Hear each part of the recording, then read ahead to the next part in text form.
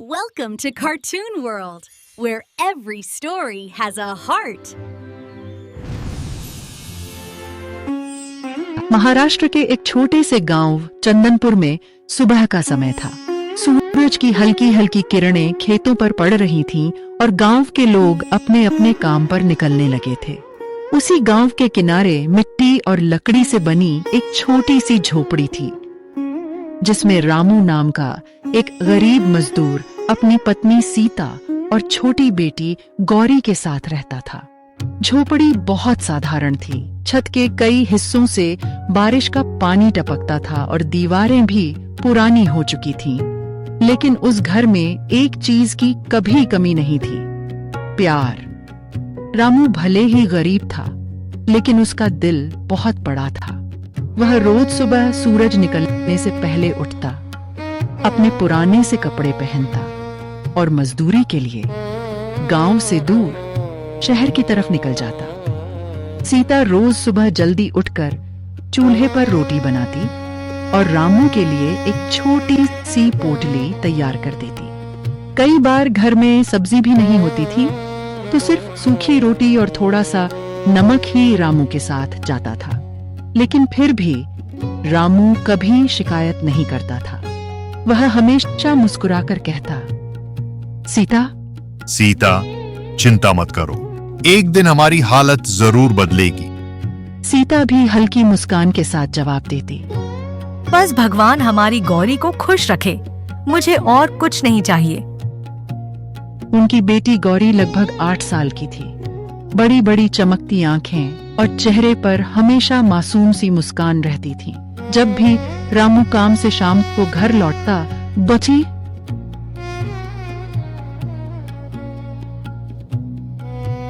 गौरी दौड़कर बाहर, बाबा आ गए, बाबा आ गए। अरे मेरी राजकुमारी, आज स्कूल में क्या सीखा? गौरी खुशी खुशी अपनी कॉपी दिखाती और कहती, बाबा देखो, आज मुझे टीचर ने स्टार दिया है। रामू की आंखों में खुशी चमक उठती। मेरी बेटी एक दिन बहुत बड़ी बनेगी। रात को तीनों लोग मिट्टी के चूल्हे के पास बैठकर खाना खाते और बातें करते। कभी कभी बिजली नहीं होती थी, तो दिए की हल्की रोशनी में ही उनका छोटा सा परिवार हंसता खेलता रहता। एक रात खाना खाते समय गौरी ने मासूमियत से पूछा, बाबा हमारे घर में गाय क्यों नहीं है? रामू थोड़ा हंसा और बोला, क्यों? गौरी बोली, अगर हमारे पास गाय होती तो हमें रोज दूध मिलता और मैं हर दिन दूध पीती। रामू कुछ पल के लिए चुप हो गया। उसने प्यार से गौरी के सिर पर हाथ फेरते हुए कहा, एक दिन जरूर होगी, मेरी बेटी की इच्छा भगवान जरूर पूरी करेंगे। उस रात रामू देर तक जागता रहा। वह अपनी बेटी की छोटी छोटी इच्छाओं के बारे में सोच रहा था। उसे दुख भी होता था कि वह अपनी बेटी को सब कुछ नहीं दे पा रहा, लेकिन फिर भी उसके दिल में उम्मीद थी कि एक दिन सब कुछ बदल जाएगा। अगले दिन सुबह फिर वही रोज की जिंदगी शुरू हो गई। रामू मजदूरी के लिए शहर गया, लेकिन उस दिन काम बहुत कम मिला। शाम तक उसे सिर्फ कुछ ही पैसे मिले थे। थका हुआ और उदास सा वह घर लौट रहा था। रास्ते में उसने देखा कि कुछ अमीर लोग बड़ी बड़ी गाड़ियों में घूम रहे हैं। रामू ने मन ही मन सोचा, भगवान, क्या मेरी किस्मत में भी कभी अच्छा समय आएगा? घर पहुंचते ही गौरी दौड़कर कर आई। बाबा!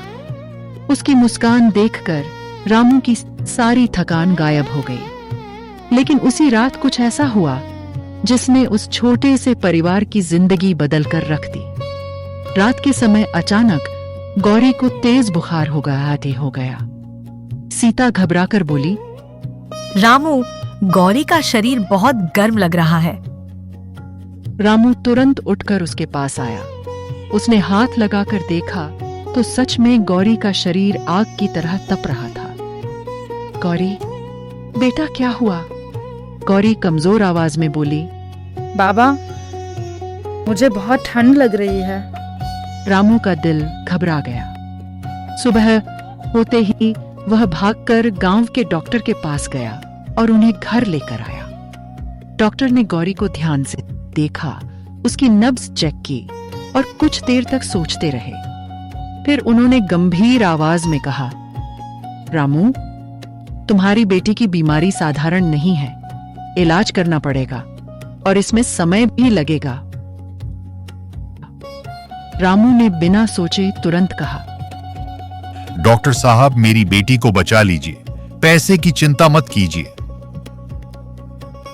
लेकिन रामू को यह नहीं पता था कि आने वाले दिनों में उसकी जिंदगी और भी कठिन होने वाली है।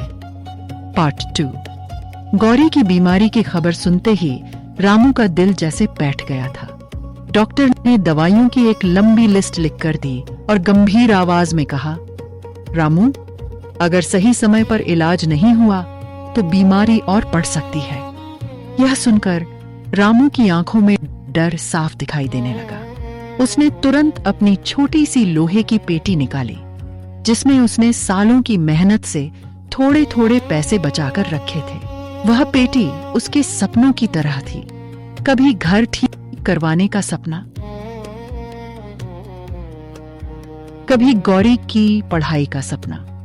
लेकिन उस दिन उसने बिना एक पल सोचे सारे पैसे डॉक्टर के हाथ में रख दिए और बोला, डॉक्टर साहब, बस मेरी बेटी को बचा लीजिए, मेरे लिए वही सब कुछ है। डॉक्टर ने दवाइयां शुरू कर दी और कुछ दिन तक इलाज चलता रहा, लेकिन बीमारी पूरी तरह ठीक नहीं हो रही थी। हर दिन नई दवा, नया खर्च और नई चिंता बढ़ती जा रही थी। कुछ ही दिनों में रामू की सारी जमा पूंजी खत्म हो गई। अब हालत यह हो गई कि घर में खाने के लिए भी मुश्किल से कुछ बचता था। फिर भी रामू रोज सुबह उम्मीद लेकर शहर जाता और काम ढूंढता। एक दिन वह एक निर्माण स्थल पर पहुंचा और ठेकेदार से बोला, मालिक, मुझे काम दे दीजिए, मैं बहुत मेहनत करूंगा। ठेकेदार ने उसे ऊपर से नीचे तक देखा और ठंडी आवाज में बोला, अभी मजदूर पूरे हैं, हम मंस को लेना, कल आना। रामू अगले दिन फिर गया, लेकिन जवाब वही मिला। ऐसे ही कई जगहों पर उसने काम मांगा, लेकिन हर जगह उसे निराशा ही मिली। शाम को थका हुआ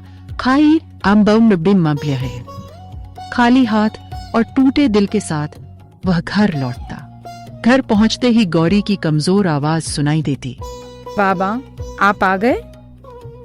रामू मुस्कुराने की कोशिश करता, लेकिन उसकी आंखों की थकान छिप नहीं पाती थी। एक रात सीता चूल्हे के पास बैठी थी और उसकी आंखों से आंसू बह रहे थे। उसने धीमी आवाज में कहा, रामू, अब क्या करेंगे? दवा भी खत्म हो गई है। रामू कुछ देर चुप रहा, फिर बोला, सीता, मैं हार नहीं मानूंगा, चाहे जितनी मेहनत करनी पड़े, मैं अपनी बेटी को ठीक करके रहूंगा। लेकिन दिल के अंदर डर और दर्द का तूफान चल रहा था। अगले दिन रामू काम की तलाश में गांव से दूर निकल गया।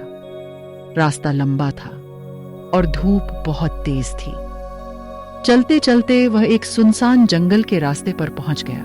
वह रास्ता कम लोग इस्तेमाल करते थे, क्योंकि वहां घने पेड़, अजीब आवाजें और जंगली जानवरों का डर रहता था। लेकिन रामू को अब किसी डर की परवाह नहीं थी। उसके मन में बस एक ही ख्याल था, गौरी को बचाना है। जंगल के अंदर हवा अजीब सी आवाज कर रही थी, जैसे कोई रहस्य छिपा हो। रामू धीरे धीरे आगे बढ़ता जा रहा था। अचानक उसकी नजर रास्ते के किनारे पड़ी किसी चीज पर गई आगे। पहले उसे लगा शायद कोई पत्थर है, लेकिन जब वह थोड़ा पास गया तो उसे पता चला कि वह एक गाय थी। गाय बहुत कमजोर लग रही थी। उसके शरीर पर मिट्टी लगी थी और वह उठने की कोशिश भी नहीं कर पा रही थी। रामू तुरंत उसके पास बैठ गया। उसने धीरे से गाय के सिर पर हाथ रखा और बोला, अरे, तुझे क्या हुआ? तू यहाँ अकेली कैसे रह गई? गाय ने हल्की सी आवाज निकाली, जैसे वह दर्द में हो। रामू के दिल में दया भर आई। उसने चारों तरफ देखा लेकिन वहां कोई नहीं था। शायद वह गाय किसी की थी जो जंगल में भटक गई थी, या फिर उसे छोड़ दिया गया था। रामू कुछ देर सोचता रहा। उसके मन में एक आवाज आई, तुम खुद मुश्किल में हो, फिर भी दूसरों की मदद करना मत छोड़ो। उसने गहरी सांस ली और बोला, चल, मैं तुझे यहां मरने के लिए नहीं छोड़ सकता। रामू ने बड़ी मुश्किल से उस कमजोर गाय को उठाया। रास्ता लंबा था, लेकिन वह धीरे धीरे उसे सहारा देकर अपने घर की तरफ ले जाने लगा। कई बार वह थककर रुक जाता, फिर गौरी का चेहरा याद करके आगे बढ़ता। शाम होने तक वह किसी तरह गाय को अपने घर ले आया। सीता ने जब यह देखा तो हैरान होकर बोली, रामू, हम खुद मुश्किल में हैं और तुम गाय ले आए? रामू ने थकी हुई आवाज में कहा, सीता, यह भी तो एक जान है। अगर हम इसे छोड़ देते तो यह मर जाती। सीता ने कुछ पल तक गाय को देखा। उसकी आंखों में भी दया आ गई। उसने धीरे से कहा, ठीक है, हम इसकी देखभाल करेंगे। उस रात रामू ने गाय को पानी दिया और थोड़ा सा चारा भी दिया। गौरी बिस्तर पर लेटी हुई थी, लेकिन उसने गाय को देखा तो उसके चेहरे पर हल्की सी मुस्कान आ गई। बाबा, यह हमारी गाय है? रामू ने उसके पास बैठकर कहा, हाँ बेटा, अब ये हमारी दोस्त है। गौरी ने कमजोर आवाज में कहा, बाबा, इसका नाम क्या रखेंगे? रामू मुस्कुराया और बोला, तुम ही रखो। गौरी ने थोड़ी देर सोचकर कहा, गौरी की दोस्त, गौ माता। कमजोर हालत में भी वह हल्का सा हंस दी। उस छोटी सी मुस्कान ने रामू के दिल में फिर से उम्मीद जगा दी। अगले कुछ दिनों तक रामू और सीता उस गाय की देखभाल करते रहे। धीरे धीरे गाय ठीक होने लगी। एक सुबह जब रामू बाहर आया तो उसने देखा कि गाय खड़ी है और शांत नजरों से उसे देख रही है, जैसे वह कुछ कहना चाहती हो। रामू ने उसके सिर पर हाथ फेरते हुए कहा, लगता है अब तुम ठीक हो गई हो। लेकिन उस रात कुछ ऐसा होने वाला था जो रामू की जिंदगी हमेशा के लिए बदल देने वाला था। पार्ट 3। गाय के घर आने के बाद जैसे उस छोटे से घर में एक नई उम्मीद आ गई। गौरी बिस्तर पर पड़ी रहती थी, लेकिन जब भी वह गाय को देखती तो उसके चेहरे पर हल्की सी मुस्कान आ जाती। वह धीरे से कहती, बाबा, देखो हमारी गौ माता कितनी अच्छी है। रामू उसकी बात सुनकर मुस्कुरा देता, लेकिन अंदर ही अंदर उसे अपनी बेटी की हालत देखकर दर्द होता था। रात को जब सब सो जाते, रामू अक्सर घर के बाहर बैठकर आसमान की तरफ देखता और भगवान से प्रार्थना करता। एक ऐसी ही शांत रात थी। हवा धीरे धीरे चल रही थी और पूरा गांव सो चुका था। रामू घर के बाहर बैठा था और उसकी आंखों में आंसू थे। उसने दुखी होकर कहा, हे भगवान, मेरी बेटी को बचा लो। मैं गरीब हूं, मेरे पास पैसे नहीं हैं, लेकिन मैं अपनी गौरी को खो नहीं सकता। इतना कहकर वह चुप हो गया। तभी अचानक उसे लगा जैसे पीछे से कोई आवाज आई हो। पहले तो उसने सोचा शायद हवा की आवाज होगी, लेकिन फिर वही आवाज दोबारा सुनाई दी। आवाज धीमी थी लेकिन साफ थी। रामू ने डरते डरते पीछे मुड़कर देखा। वहां वही गाय खड़ी थी। उसकी आंखों में एक अजीब सी चमक थी। रामू ने हैरानी से कहा, क्या हुआ? तू ऐसे क्यों देख रही है? तभी अचानक एक ऐसी घटना हुई जिसने रामू को पूरी तरह हिला दिया। गाय ने धीरे धीरे अपना सिर पर उठाया और इंसानों की तरह साफ आवाज में कहा, रामू, घबराओ मत। रामू के हाथ पैर जैसे सुन्न हो गए। वह घबराकर पीछे हट गया। उसकी आवाज कांप रही थी। ये कैसे हो सकता है? गाय बोल रही है। गाय ने शांत स्वर में कहा, डर मत रामू, मैं तुम्हें कोई नुकसान नहीं पहुंचाऊंगी। तुमने मेरी जान बचाई है। इसलिए मैं तुम्हारी मदद करने आई हूँ। रामू अभी भी हैरान था। वह धीरे से बोला, तुम कौन हो? गाय की आंखों में एक गहरी शक थी। उसने कहा, मैं साधारण गाय नहीं हूँ। कई सालों से इस जंगल में भटक रही थी। उस दिन अगर तुम मुझे वहां छोड़ देते तो शायद मेरी मौत हो जाती, लेकिन तुमने बिना सोचे मेरी मदद की, इसलिए अब मेरी बारी है तुम्हारी मदद करने की। रामू की आंखों में उम्मीद की एक छोटी सी किरण चमकी। उसने जल्दी से कहा, अगर तुम सच में मेरी मदद कर सकती हो तो मेरी बेटी को बचा लो, वह बहुत बीमार है। गाय ने कुछ पल के लिए आंखें बंद की, जैसे वह कुछ सोच रही हो। फिर उसने धीरे से कहा, जंगल के अंदर एक बहुत ही दुर्लभ पौधा है। वह पौधा साधारण नहीं है। उसके पत्तों में ऐसी शक्ति है जो किसी भी बीमारी को ठीक कर सकती है। अगर तुम वह पत्ते लाकर मुझे खिला दोगे तो मेरा दूध दवा बन जाएगा, और अगर वह दूध तुम्हारी बेटी पी लेगी तो उसकी बीमारी हमेशा के लिए खत्म हो जाएगी। रामू की सांसें तेज हो गईं। उसे यकीन नहीं हो रहा था कि शायद अब उसकी बेटी बच सकती है। उसने जल्दी से पूछा, वह पौधा कहाँ मिलेगा? गाय ने गंभीर आवाज में कहा, जंगल के सबसे गहरे हिस्से में, जहां बहुत कम लोग जाते हैं। वहां रास्ता मुश्किल है और कई खतरे भी हैं, लेकिन अगर तुम्हारा दिल सच्चा है तो तुम जरूर उसे ढूंढ लोगे। रामू ने बिना एक पल सोचे कहा, मैं अभी जाता हूं। गाय ने उसे रोकते हुए कहा, अभी रात है, सुबह सूरज निकलते ही जाना, और याद रखना, रास्ते में चाहे जितनी मुश्किल आए, हिम्मत मत हारना। उस रात रामू सो नहीं पाया। उसके दिमाग में बस एक ही बात घूम रही थी, जंगल का रहस्यमयी पौधा। सुबह होते ही वह उठ गया।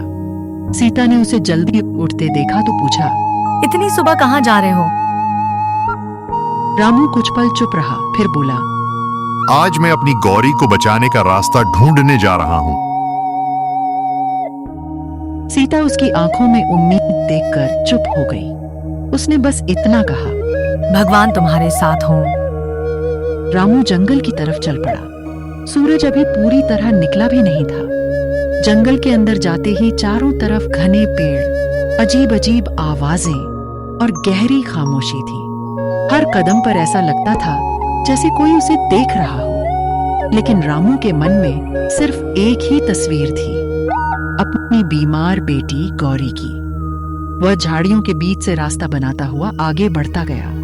कई बार उसके कपड़े कांटों में फंस जाते, कई बार उसे अजीब आवाजें सुनाई देती, लेकिन वह रुका नहीं। कई घंटों तक खोजने के बाद जब वह थककर बैठने ही वाला था, तभी अचानक उसकी नजर दूर एक अजीब सी चमक पर पड़ी। वह धीरे धीरे उस तरफ बढ़ा। जैसे ही वह पास पहुंचा, उसने देखा कि वहां जमीन के बीच एक छोटा सा पौधा था, जिसके पत्ते हल्की हरी रोशनी में चमक रहे थे। रामू की आंखों में खुशी भर आई। उसने धीरे से कहा, शायद यही वह पौधा है। उसने सावधानी से उसके पत्ते तोड़े और अपने कपड़े में बांध लिए। उसके दिल में अब एक ही बात थी, जल्दी से घर पहुंचना। उसे नहीं पता था कि अब उसकी जिंदगी हमेशा के लिए बदलने वाली हो। वह जल्दी जल्दी कदम बढ़ाते हुए जंगल से बाहर निकलने लगा। रास्ता अभी भी लंबा था। झाड़ियां और कांटे बार बार उसके पैरों को रोक रहे थे, लेकिन इस बार उसके चेहरे पर डर नहीं था, बल्कि एक दृढ़ विश्वास था। चलते चलते वह खुद से ही बोल रहा था, गौरी बेटा, बस थोड़ा सा इंतजार, तुम्हारा बाबा आ रहा है। कई घंटों की थकान और पसीने के बाद आखिरकार वह अपने गांव के पास पहुंचा। जब वह घर के सामने पहुंचा तो उसकी सांसें तेज चल रही थीं, लेकिन उसकी आंखों में चमक थी। सीता दरवाजे पर खड़ी थी और उसे देखते ही घबराकर बोली, रामू, तुम ठीक तो हो? इतने देर कहाँ थे? रामू ने बिना कुछ बोले कपड़े में बंधे पत्ते दिखाए और धीमी लेकिन उम्मीद भरी आवाज में कहा, शायद हमारी गौरी बच जाएगी। सीता ने हैरानी से उन पत्तों को देखा। उसे समझ नहीं आ रहा था कि आखिर रामू क्या कह रहा है, लेकिन उसकी आंखों में उम्मीद देखकर वह भी चुप हो गई। तभी वह गाय धीरे धीरे आगे आई और शांत नजरों से रामू को देखने लगी। रामू ने जल्दी से पत्ते उसके सामने रख दिए। गाय ने धीरे धीरे उन पत्तों को खाया और कुछ देर तक शांत खड़ी रही। घर में एक अजीब सी खामोशी छा गई थी। रामू, सीता और कमजोर सी गौरी तीनों जैसे किसी चमत्कार का इंतजार कर रहे थे। थोड़ी देर बाद गाय ने दूध देना शुरू किया। वह दूध साधारण दूध जैसा नहीं लग रहा था, उसमें हल्की सी चमक थी। रामू के हाथ कांप रहे थे जब उसने वह दूध एक छोटे से कटोरे में लिया। वह धीरे धीरे गौरी के पास बैठ गया। उसकी आवाज भर्रा गई थी। गौरी, बेटा ये दूध पी लो। गौरी ने कमजोर आंखों से अपने बाबा को देखा और मुस्कुराने की कोशिश की। बाबा, क्या मैं ठीक हो जाऊंगी? रामू की आंखों से आंसू निकल आए, लेकिन उसने खुद को संभालते हुए कहा, हाँ बेटा, तुम बिल्कुल ठीक हो जाओगी। गौरी ने धीरे धीरे वह दूध पी लिया। घर में सबकी सांसें थम गई थीं। कुछ देर तक कोई कुछ नहीं बोला। अचानक गौरी ने आंखें बंद कर ली। सीता घबरा गई और रोते हुए बोली, रामू, हमारी बेटी को क्या हो गया? लेकिन उसी पल कुछ ऐसा हुआ जिसने सबको हैरान कर दिया। कुछ मिनटों बाद गौरी ने धीरे धीरे अपनी आंखें खोली और उठकर बैठ गई। उसके चेहरे पर पहले से ज्यादा चमक थी। वह बोली, बाबा, मुझे अब बिल्कुल दर्द नहीं हो रहा। रामू और सीता एक पल के लिए जैसे समझ ही नहीं पाए कि क्या हो रहा है। फिर जब उन्हें एहसास हुआ कि गौरी सच में ठीक हो गई है, तो दोनों की आंखों से खुशी के आंसू बहने लगे। रामू ने अपनी बेटी को कसकर गले लगा लिया और बार बार भगवान का धन्यवाद करने लगा। अगले ही दिन यह खबर पूरे गांव में फैल गई कि रामू की बीमार बेटी अचानक ठीक हो गई। लोग हैरान थे और जानना चाहते थे कि आखिर यह कैसे हुआ। धीरे धीरे यह बात भी फैल गई कि रामू की गाय का दूध बहुत खास है। गांव के लोग उसके पास आने लगे। कोई अपने बीमार बच्चे के लिए दूध मांगता, कोई अपने बुजुर्ग माता पिता के लिए। रामू ने कभी किसी को मना नहीं किया। वह मैं हमेशा कहता, 26, अगर भगवान ने हमें यह चमत्कार दिया है तो इसका फायदा सबको मिलना चाहिए। धीरे धीरे लोग दूर दूर के गांवों से भी आने लगे। गाय का दूध बिकने लगा और पहली बार रामू के घर में पैसे आने लगे। उसने अपनी पुरानी टूटी झोपड़ी की जगह एक छोटा सा पक्का घर बना लिया।